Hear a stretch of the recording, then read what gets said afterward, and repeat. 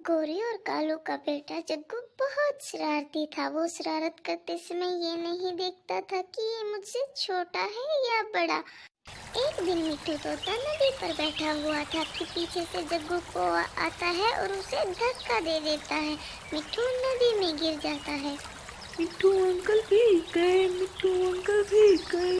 रुको जग्गू के बच्चे, मैं तुम्हें अभी बताता हूँ। तुम्हें कितनी बार समझाया, बड़ों के साथ ऐसी शरारत नहीं करते। मैं डूबते डूबते बचा हूँ। इतने में मिट्ठू उसे पकड़ता कि जग्गू को वहाँ से भाग जाता है। भाग कर जाओगी कहाँ? मैं अभी तुम्हारे घर आता हूँ। फिर मिट्ठू जग्गू के घर जाता है। कालू कालू बाहर आओ, देखो तुम्हारे बेटे ने क्या किया है मेरे साथ। क्यों गला फाड़ फाड़ कर चिल्लाए जा रहे हो? क्या किया है मेरे बेटे ने तुम्हारे साथ? कालू घर पर नहीं है। मैं नदी पर बैठा हुआ था कि जग्गू ने मुझे पीछे से धक्का दे दिया।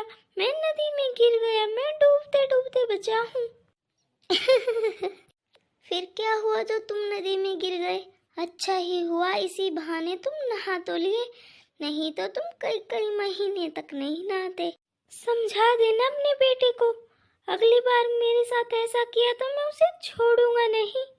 अगर मेरे बेटे को पंख भी लगाया तो तुम्हारी ये मोटी सी चोंच तोड़ दूंगी।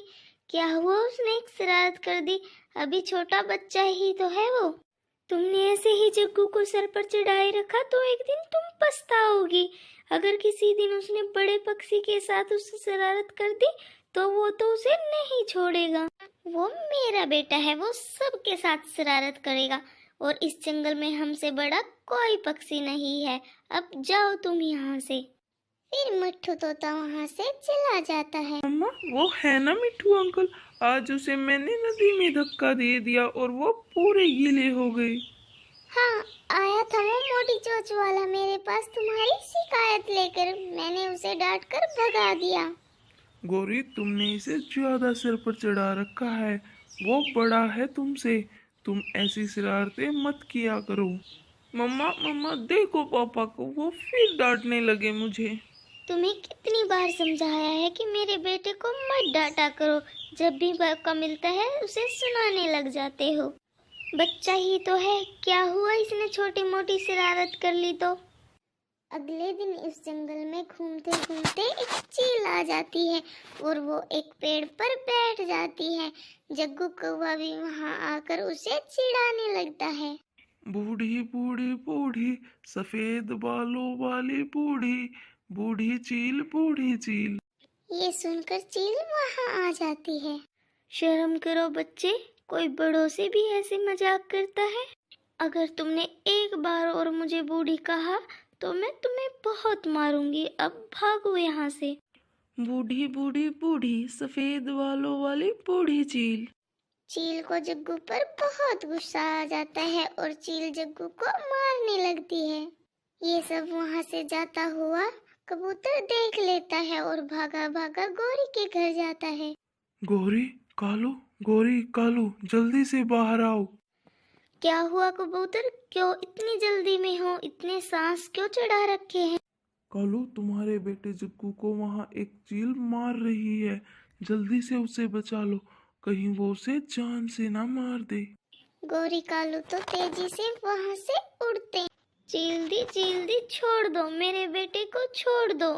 नहीं छोड़ूंगी, आज इस बच्चे को मैं नहीं छोड़ूंगी।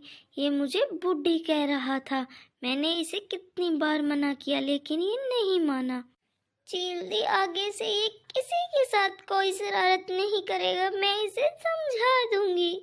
अब तो इसे छोड़ दो, इसका पंख भी टूट गया है। चील जग्गू को छोड़ देती है और वहाँ से चली जाती है। वहाँ और भी पक्षी आ जाते हैं। गौरी, ये सब कुछ तुम्हारी वजह से ही हुआ है।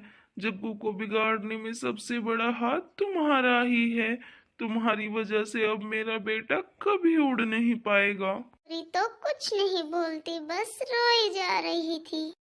अगर गौरी तुम जग्गू को पहले से ही बड़ों से बात करने का सलीका सिखाती तो जग्गू के साथ ऐसा नहीं होता। बच्चे तो सभी शरारत करते हैं लेकिन इतनी भी नहीं कि वो हद से बाहर हो जाए।